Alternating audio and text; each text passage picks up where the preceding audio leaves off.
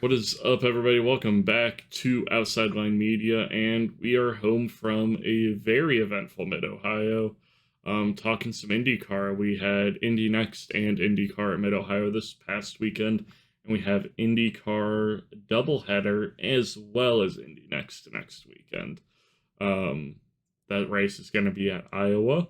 So it's produced some bangers in the past, but ever since the repave, it's kind of been a shit track. Hopefully we'll see some good racing. We saw Mid-Ohio produce actually some really good racing with the 4.5 reprofile and produced a lot of moments as well. Yeah, a lot of drivers caught out by that 4.5. While it was changed for safety, the consequence is a little bump on entry, and they're looking for grip. There wasn't the surface has fallen off a lot more. Of course, the track repaved over the break in 2023 to 2024.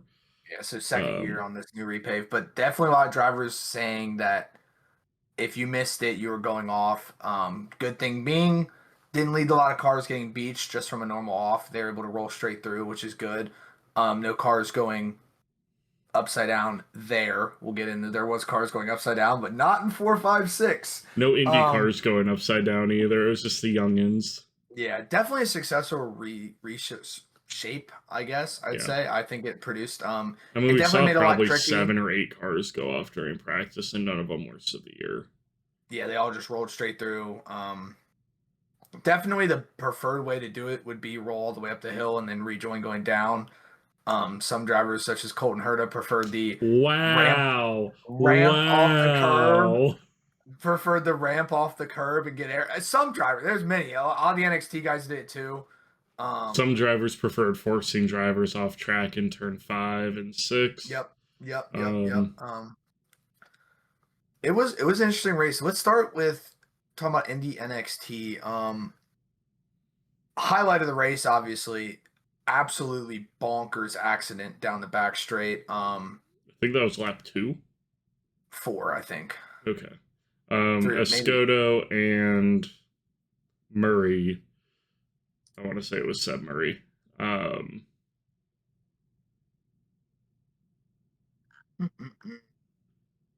Yeah. so yeah, Ricardo Escoto and Sebastian Murray just kind of got into it. Escoto pinched Murray against the grass, got both of them sideways into the wall, and then Murray did 2 backflips, almost hitting the starting stand down the back straight. Absolutely wild wreck. It was about a 30-minute red flag while they were cleaning up the cars. Both drivers okay. They had to replace some Armco barriers and probably a change of underpants for the flaggers that were still up in that Yeah. flag stand. I really fear what would have happened if they would have hit that flag stand because I do not think that flag stand is built to withstand a car smacking it. Well, you're saying Mid And Ohio doesn't have the greatest facilities? I just don't think it would have held up. And it was a scary accident.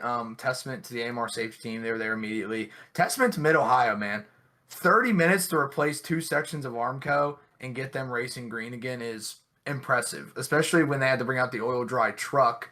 They had a Yeah. whole trailer out there with metal on it, and they were ripping that Armco off, new Armco on, both drivers off, both cars off, 30 something They minutes, and they didn't were back even, on I was green. surprised they didn't even tarp Escoto's car. And he was dangling bits and pieces from the bottom of his car. Of course, they did have to tarp Murray's car because it turns out that flipping twice tends to put some oil down on the track and shatter your race car. Yeah, tub 2 cars, tough day for Andretti on that aspect. Is that Andretti? Andretti keep Oof. um Damn. Dan Taurus, not a happy man right now. Yeah. I don't know what the difference between Andretti Global and Andretti Cape is. I couldn't tell you, but there is a Great difference. question. So yeah, definitely rough wreck, but we went then to a timed race. Only ended up being 2 laps short. They ran 33 laps instead of 35, so didn't really shorten the race. But after the break, a lot of the same. Dennis Hauger, domination. It's a Hauger technical alliance between Cape Motorsports and Andretti Global. makes sense. Cal Collette kept him on it, and Lockie Hughes all stayed within reasonable distance, but it was never really a I question mean, if let's Dennis be real. Howard. I think that Dennis Hauger was just managing the race because the minute Kaio got within like a second of him, he pulled out 4 seconds. Yeah, so it was never a question that who's going to win. Obviously, that was your top three. Your top three was the top three in the standings. Can't be upset if you're any three of them. I mean, I think they got the best result they could. Josh Pearson continues to do pretty well, ending up fifth. He dropped down one. So we're able to get past him, but Jack William so Miller committed a little bit of terrorism on the first lap, pushed Miles Rowe off, and as Ryan said before this call, I mean, we're both huge Miles Rowe fans, but is it time to have the Miles Rowe conversation? yeah, rough. Every driver, obviously, you're not gonna have. Not every driver is Dennis Hauger. And Dennis Hauger also has more experience. Um, you can't drive with your emotions, and I think we saw Miles Rowe drive exclusively with his emotions that race. After getting pushed off lap one? It was lap one, Yeah. or after the restart. So lap one. Two or three times he blew to turn four Two trying to make big a pass offs in turn four, where like he completely went off. multi-second losses. And those were things where if he would have waited one more lap and stayed tucked, he could have gotten them on the straight. We saw the same thing happen in the IndyCar race. That was a corner that before you could roll deep on the brakes and fly along the outside. You And don't somebody have that dive on. banking anymore, though. You can't do it anymore. You will go off the track. And Miles Rowe learned it not once but twice. Driving emotional. Still came out with a P10, but Yeah, it's really that's not. dangerous though when you're fourth in the standings. He's got a 52-point gap to Kyle Collette now in P3, and Josh Pearson is right behind him on a 12-point gap now. And with the run that Josh Pearson's been on this season, Miles just needs to get his head right so that he can make sure that gap doesn't extend, because Miles should be up there winning races. I mean, it's not an expectation because Dennis Hauger, but if he's not going to be winning races, he should definitely be up there contending for the podium every time. Yeah. But obviously a learning lesson, rough weekend for him, even from qualifying on. Yeah. Other than that, a calm race, other than obviously the inevitable stuff. Dennis Hauger continues. I can't wait to see him in the IndyCar, hopefully next year. It'd be a It should be shame to next the sport if year. I he's not feel like next year. Andretti's going to pay somebody big bucks to put him in a car if they have to. Yeah. I mean, 'Cause they won't be paying for Louis Foster to be in an RLL. I mean, we'll cover a whole silly season thing, but I think Louis going to Andretti to take over the 28 car, and then you're putting Dennis Hauger in a RLL, especially because we are starting to see them become more competitive in qualifying at least, and I think that technical partnership with Andretti will just grow more. Yeah, rolling into that, let's roll on into the IndyCar race. Unless you have any final thoughts on the NXT race. No, good race from NXT. Yeah, pretty good race. Usual suspects fighting up front. P1, 2, and 3 in the championship, or 1, 2, and 3 on the track. Mid-Ohio is very much a driver's track. This just kind of shows that it's a very fast-flowing track. But from the IndyCar side, very much a strategy race, and we saw that again this year. Strategy is what ultimately won the race, along with two very rare mistakes from Alex Palou. 3 rare mistakes from Alex Palou. I would put that turn 1 move on Dixon into a mistake. But he went off at turn 4 pretty early in the race, pretty inconsequential. Maybe a second of lost time, 2 seconds maybe. Not a huge deal when you're on a push strategy and not a fuel number strategy. But the big one was up in turn 9, I believe. Went off really badly, lost all of his momentum, couldn't get the car back going, and Scott Dixon, you can never count out Scott Dixon. No, Scott Dixon got it done. I think this tone for the race was set from lap 1 when Penske's woes immediately showed themselves. Lap 1, Josef Newgarden just loses it on his own. Locked both of the rears. And then It wasn't even locked. He was under acceleration. He spun it under acceleration. I thought it was in the braking zone as they were starting No. to check up at locked. That's what his tweet said. Oh, it looked to me like he Because just. we can tweet but not make a comment on TV. Yeah, you gotta talk to the press, Joseph. Come on, man. But he immediately spun off. Graham Rahal collected, didn't get wrecked out like Joseph did, but did. Did get Um, beached and put him a lap down. I think he had a decently fast car. But unfortunately, going a lap down, there just weren't the cautions to be able to bring it back around for him. yeah, and from there we had one other caution for Rasmussen running out of fuel. Was a fuel consumption issue or something. It wasn't like just I running out think of it was gas. an It was issue with the the fuel system. filler on the filler on the pit stop. So it didn't like the filler failed or something, so it didn't put in the fuel amount they thought it put in, and that ended So up running him dry. yeah, ran out of fuel. That caused a second caution, which worked perfectly for Scott Dixon on his two stop to set up the perfect strategy. And to end up getting the win after Alex Palou makes a mistake. Couple other people want to give a shout to. Kiffin Simpson.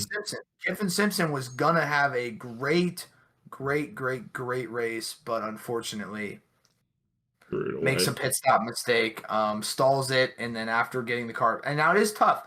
Some of the pit boxes at Mid Ohio are on inclines. Yeah. Anyone who's driven a manual knows it's harder to start on an incline than it is a decline. That's makes sense. But stalls it, finally gets it started again, and then hits the pit crew in front of him, runs over the foot. That's obviously a penalty. Ran over the foot of the inside tire changer for VK. So tough. Which dude still finished the pit stop. He didn't even flinch. Yeah, really glad that he did that. He was okay. But other than that, a great drive. A rare thing I'm hearing me say, Nolan Siegel was having a pretty good day. Best qualifying result. He started in 4th. Obviously ended in 11th. But what happened to him? I don't know. I think he did run off at one point, but I mean, 11th for Nolan Siegel and starting 4th is both very impressive. Rinus VK finished 9th, which is pretty sick of him after starting 26th. But overall, I mean, outside rear for VK guy, he is doing well according to Rinus. Yeah. So a lot of chaos. Connor Daly got ran off by Santino Ferrucci. Had some choice words to say. Yeah, he popped off online as he should because Santino I don't know what Santino was doing. The only thing I can think is he had no clue he was there. I think we have to talk about the IndyCar radio glazing of Santino Ferrucci. It's not just the IndyCar radio, bro. It's the IndyCar media in general. Like, I mean, I know I came out and I said that Ferrucci has matured. I said this on Saturday, I believe, right before the race. He immediately proved me wrong. I'm back to being a Ferrucci hater. I gave him a chance and he just immediately... I never stopped. But, like... somehow the IndyCar radio guys were blaming Connor. Townsend Bell was immediately trying to find an excuse to blame it on Connor. Yeah. Of course, that was never found. Yeah. I mean, even it's even worse because not only did he run Connor Daly off the track, he ran himself off the track in running Connor Daly off. So it wasn't even like he was going to make it by himself. And then in doing that, letting his ego get to him, he then lost a shit ton of time because he ran Connor off and then he had a 3-place penalty, which put him behind Connor again. Yeah, he never did end up getting past Connor. Or no, he did. No, he did get past Connor. I would say it was pretty late in the race, but he did. Yeah. Louis Foster also, qualified 6th, ended 14th. Good day from him. But overall, he qualified 6th because he wanted to keep an extra set for the race. Yeah, he made it to Fat 6 and then just ran 1 lap. Yeah. So yeah, not bad at all. Colton Herta, good day from him. Bad day for his pit crew again. Dropped the car too early. The front left was a little bit slow getting on. But he had a really good drive, a very clean drive, not really what we were expecting after the practice sessions. Destroyed a not smoothed over rear attenuator on Friday, and then Saturday had a couple of offs as well in practice. And Maybe he then, destroyed it because it was smoothed off. dude, maybe he pulled a Scotty Mac. He just You knew. really don't know. But yeah, came out, qualified P5. He had a little off on his fast lap, his second fast lap. So what Ryan and I were talking over, looking at the times, it looks like he probably just backed off of that lap to save that set of tires and just have him as a scuffed run instead of reds. That he ended up getting, I believe that was the set he put on at the end of the race. I don't think they were stickers, but I think they were scuffs. Yeah, but ended up finishing day P4. Good from him. Should have been a podium. Probably P3 if that pit stop. Me and Patrick, have you looked at the data more? Do you? I haven't had the time to like deep dive that data. I still think there was a chance for him to fight for the win, especially with him being on reds at the end of the race compared to Palou's blacks, as well as Dixon having old tires. I think Palou races differently if he's got Colton Hurt on his ass versus just chasing. Yeah, but he made a mistake getting chased by Dixon.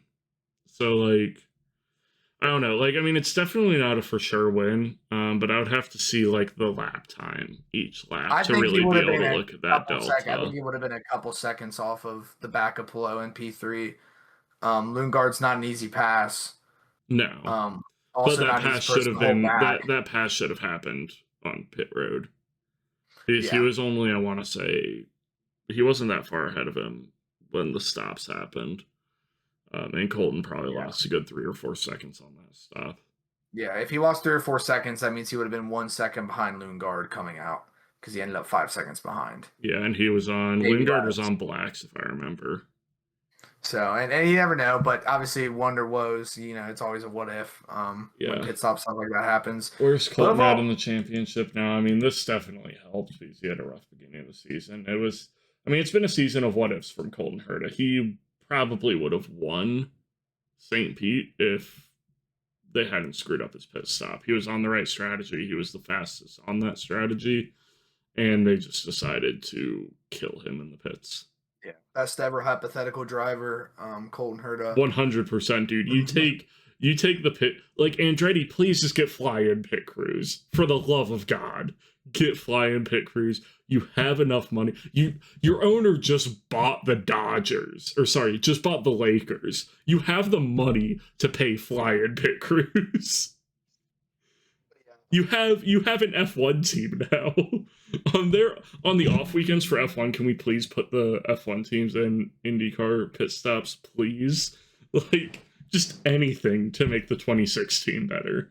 Yeah. Switch the 2017 and the 2016. Like, yeah. Don't let me see Colton Herta's favorite driver. Don't let me see Penske in general. That's all I'm gonna say on that note. Hey, he was the fastest driver on track. He was. The battery wagon had a bad weekend, bad qualifying, bad race. Fastest in the race though. But yeah, just a 23rd place finish to go with it. I'm in danger. Actually, it was 23rd. Don't talk to me. And he lost 2 positions when there were 2 DNFs. The other 2 Penske cars. Okay, sorry, guys, 3 DNFs. 3 DNFs. Don't even worry about it. The only driver behind him. The only driver behind him was Graham Rahal, who got spun on lap 1. But also, Scott McLaughlin sustained damage on lap 1 from getting hit. So I thought that it wasn't bad damage when that's like they pitted him to check it. If you have to pit the check, I hate to break it to you, you lose some time doing that. Yeah, but there was another full course yellow after that. It doesn't matter. When you make 5 pit stops, you're going to be slow. That's more than anybody else. He had to make 5 stops. I mean, he had to make more stops than Graham Rahal, who was in the beach and had to get towed lap 1. With a broken front wing. So, what the hell even happened then? There was other issues, too. Wait, did he get emergency service, or was that Will Power that got emergency service? He might have got. I don't even want to think about it right now. The Thirsty Threes are down, but we're gonna be back up at Iowa. Won one of these races last year. We're so back. But first, let's go over our how our predictions did. How did your predictions in IndyCar do, Patrick, and NXT? They did horrible. I had Alex Palou getting a P2 though. Who thought me putting Alex Palou would pay off? And then I had Renus VK hitting the apex.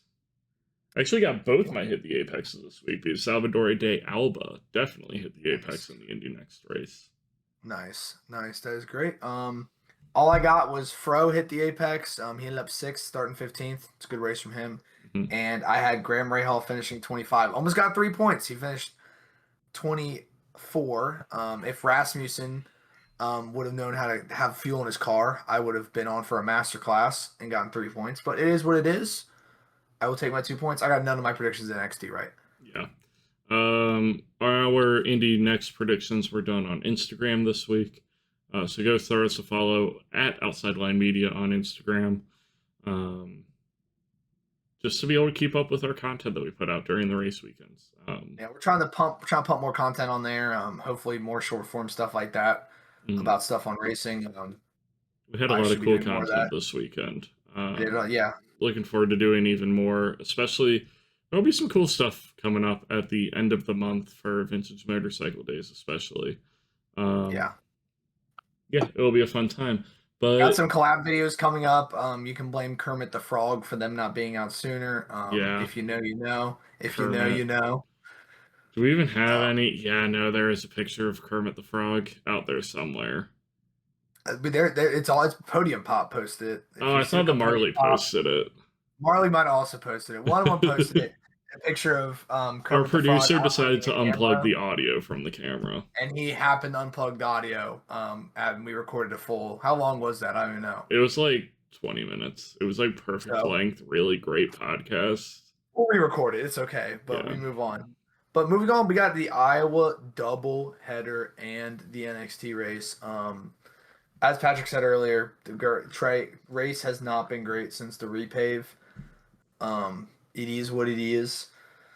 They did some tests there earlier, working on new aero package, new tire. So maybe it'll be better this year. Who knows? But I'm so excited. It's 2 IndyCar races on one weekend, and it's already a pretty packful racing weekend. So I will take double. You can run the bottom line flat out. It's not going to be a good weekend. It doesn't matter. There won't be a second lane.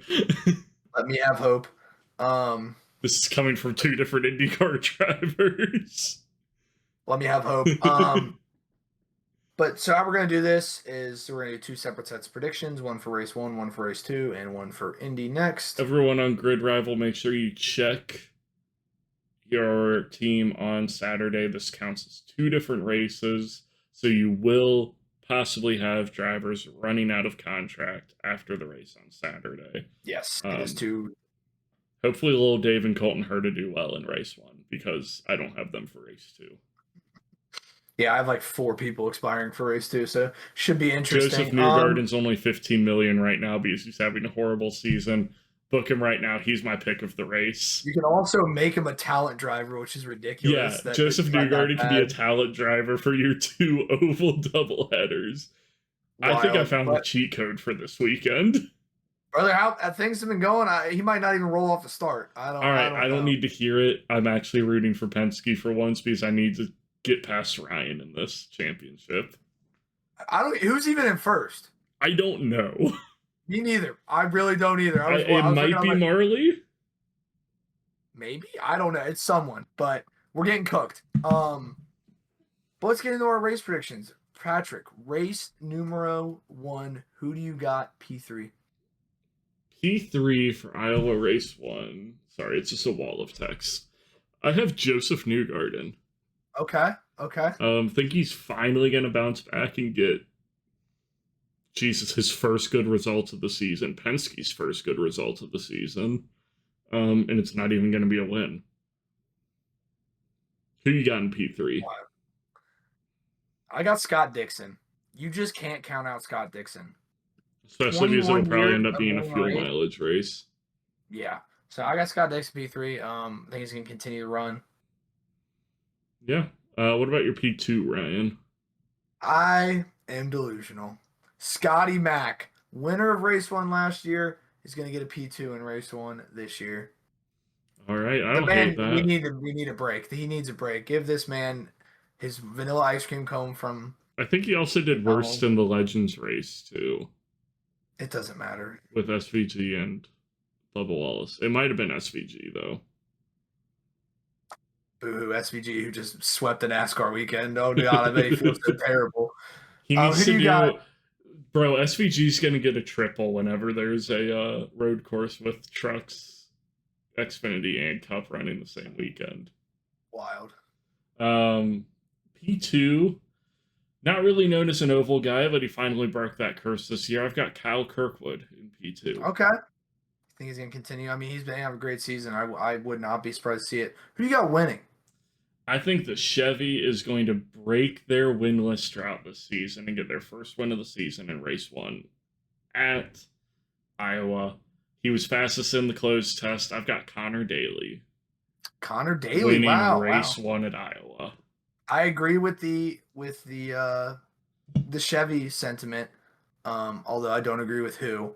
I got the runner-up last year, Pato Award, getting his first win on the season. I think he'll get a win eventually. They were looking good at Gateway. It's really the one race I feel like. Well, Thermal Lundgaard looked good, but I feel like Gateway was like the only race that Pato's looked really good this season. Yeah, I don't know what's going on here at McLaren. It's kind of crazy that he was looking decent at Mid Ohio, but that was also just he was on the 2-stopper that finally played out. Well, no, he stopped 3 times. Oh, did he? Huh. Yeah, he ended up 5th. He was on a fuel save. I thought that it was just. I thought I heard it was a 2-stopper from him somewhere. No, he was on a 3-stopper. I'm just wrong. But yeah, I think he's going to break it, have a good year, and then finally Chevy will finally get their win. Who do you got hitting the Apex race 1? He did great at the last short oval we were at. I've got Christian Rasmussen hitting the Apex. That pick. As long as they can put enough fuel in his car, I think he'll hit the Apex. I'm just throwing shit in the air right now. I got Nolan Siegel hitting the Apex. Why not? Have a day, Nolan. Hopefully he's not asleep at the wheel when Pato needs to pass him for real. Yeah, I mean, since I have Pato winning, I'm assuming Nolan's not going to fuck him, so. Look, I mean, I'm really tempted to play the soundboard bite right now. I think everyone knows what soundboard I'm talking about. It's Nolan expressing his displeasure to Penske. Yeah. How that wasn't a penalty is kind of wild to me. I think it would have looked worse on Penske to make it a penalty. I know, but I mean, we've been giving so many disqualified from the next qualifying for, anger or whatever towards IndyCar officials. Yeah, I think at that time, Penske just wanted to do nothing because if they would have done anything, they would have gotten eaten alive. Yeah, but it would have been funny. It would have been funny. Who do you got hitting the Apex? I already said it. Christian Rasmussen. Who do you have missing the Apex? I have... He's not AI. He's Alex Palou. Wow, missing the Apex. You know when ChatGPT just gives you the worst generation ever? Yeah, that's me every time I'm making these descriptions because it, for some reason, thinks that it's 2024 still. But yeah, I think that he's just gonna not have a good race. Might not be his fault. Might get sent into the wall by somebody, but just not really feeling it for him this Saturday. Yeah, I think Penske will have obviously the podium with Scotty Mack, but I don't think the woes end. I think Will Power's gonna have a bad race. I don't think he's finishing. I'm not saying that's my prediction, but I do think he's gonna have himself a bad race. And Iowa race 1. So moving on. Iowa race 2. Race 2. Let's rip me your whole podium, Patrick. Give me 1, 2, 3, 3, 2, 1, however you want to do it. In P3, I've got Scott McLaughlin. Thirsty threes in P3. I want to see P3 today, yeah. In P2, I have Alexander Rossi. Okay. P1, I have Alex Palou. Okay. He's going to recover from a bad race 1 and win race 2 because it's Alex Palou. Yep, I like that. He's going to become our generation, so you can never count out Scott Dixon. You can never count out Alex Palou. Real. I went with a similar sentiment of a comeback race 2. I got Will Power in P3 after having a bad race 1. I have Alex Palou P2. And I have Josef Newgarden winning race 2. Oh, so Penske really getting their shit together for race 2 finally. I think Penske will have a good race 2. Who knows what will happen? Who do you got hitting the apex? I have Felix Rosenquist hitting the apex. Had a really good gateway race, just the strategy didn't work out for him. And he's always been pretty fast on ovals, so just looking forward to what he can bring this race. Who do you have doing well this race, Ryan? Marcus Armstrong. I think it's going to be a good race too for him. So we both think that MSR is going to be good in race 2. I do. I think MSR is going to be fast. Can we talk about that Ozzy Osbourne livery? Thing was beautiful. It was amazing. I love a purple livery. I love it. Can't wait for AMPM to be back on Connor's car so I can see another purple livery out in the field. The Allegra cars, not my favorite purple livery. And I mean, usually it's just in a wall because who's driving it? But beautiful livery. I love both of MSR's liveries. They're always very identifiable, which is weird because they're primarily blue if they're just running their normal livery. But I don't know, man. It's just the Clope front wing end plates. Those bright yellow end plates just make it so easy to see what car it is especially when you're in person at a race. Yeah. This is the first IndyCar race I've been to where I knew who every driver was as they went by, except for Kyle Kirkwood. I forgot he was in the Honda.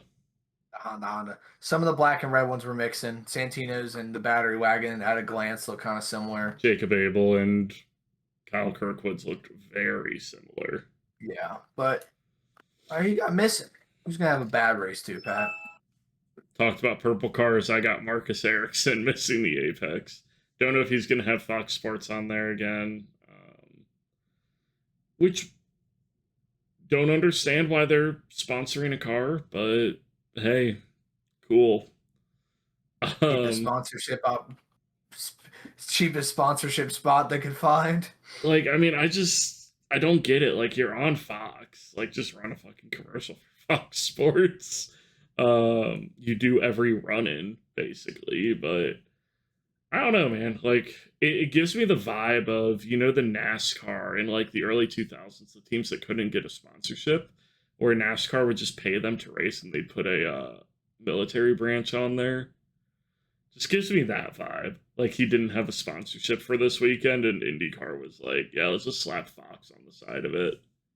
Could have been, yeah, I don't know. I mean, I get it. I think it was cool. They did some like stuff. Cletus, the Fox Sports guy, was there and did some stuff. It was good. It was good. Like, it was good marketing. Yeah, I just don't really get it. Like, I do. I don't. I mean, it makes sense to me. It doesn't, like, it makes sense for me from like a fan perspective, but like from a marketing executive standpoint, it doesn't make sense. Like, it's already on your network. How much do you really have to advertise your network? And do you really need to advertise the Honda at the Honda Indy 200? I mean, I understand that more because you want to have a car for your like executives and stuff to get a picture in front of. That's like the Honda Indy car for that weekend. Oh, so Fox Sports doesn't have executives that want pictures in front of a car? Yeah, but why are you doing it at Mid-Ohio? Cheapest race, brother. Come on now. Probably. Money. It's Marcus Ericsson in Mid-Ohio. It's Tuesday. We haven't seen the it is Tuesday, right? Yeah, it's Tuesday. Yeah, I don't know. Have we seen the numbers yet? I don't think so.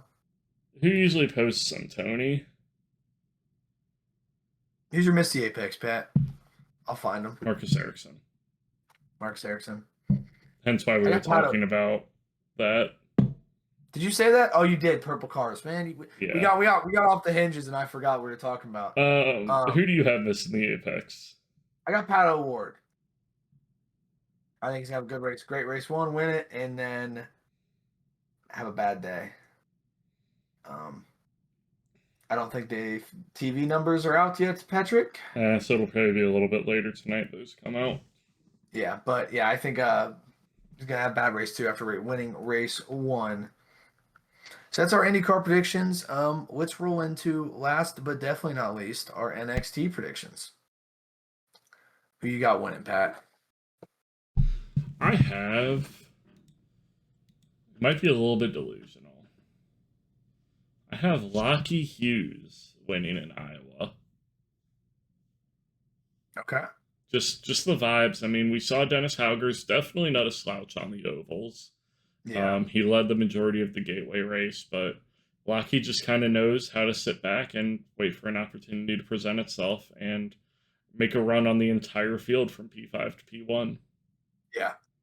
Um, I'm not doubting Dennis Hauger. I don't think you can make those kind of runs on Iowa.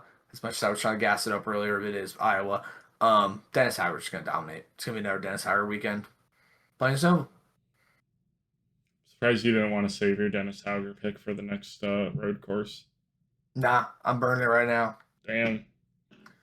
Who's your hit the Apex, Pat? I have Miles Rowe bouncing back from a bad week. Okay. He's strong like on to see that. ovals. Yeah, I feel like he's going to do well at Iowa. I would like that. I got Josh Pearson, who did really good in the test, has been on a good run. I think he's going to continue that run and have himself a great race here at Iowa. Yeah, my miss the Apex is a little bit of a cheat code, I think. I think it'll end up being a free space. I have Jack William Miller missing the Apex. He started out pretty decently with a good recovery drive in St. Pete, but his season's just kind of tapered off recently. He just hasn't had the best results. Yeah, seems to get involved in shit every week. I am not taking a safe pick. I went with Cal Collette. Wow. Been really good this year. I think we'll see him falter this race. No evidence to back this, no nothing, literally just pure vibes. Yeah, I mean, that's what pretty much all of ours are, pure vibes. Real. Yeah, we have a lot of racing this weekend. We obviously have 2 IndyCar races, an Indy Next race at Iowa. NASCAR is at Sonoma. That should be an exciting race. Formula One, we are officially in our summer break. And then IMSA is at Canadian Tire Motorsports Park. Which they have a WEC is at Interlagos. They have a banger lineup at CTMP this weekend. No GTPs running, but a lot of support races running. Yeah, I got MX5, VP, Sports Car Challenge. Should be a good race. 2R40. WEC's also running. No, we don't usually cover WEC, but I'll give it a shout. Yeah, a lot of racing. There's some Goodwood going on. If you Ryan, we're watching motorcycle racing this weekend. Also, Trans Am's also running at the Glen. Moto America's at Laguna Seca. Banger. Yeah, I'm going through my favorite after racing on app and Formula E. There's a lot of I'll just show this. This is this week. Yep. It is a packed full week of shout racing. out the racing lineup. We will always shout you out for free, but if you do want to give us some free subscriptions, I mean, we're down for that. Yeah. Did forget that the experience on this app if you don't pay money is not great. Yeah. Fun fact. But we got a banger deal. They usually have a discount running. You can usually, if you just wait a little bit, you can get it on. I think I paid like $8 for the year or something like that. Yeah, it was something just stupid cheap, and to me, it's worth it. But yeah, great weekend of racing. A lot of racing. We'll have more videos coming this week for NASCAR, F1, and IMSA. Stay tuned for those. And yeah, take it easy, guys. Have a good one. Peace. We're out.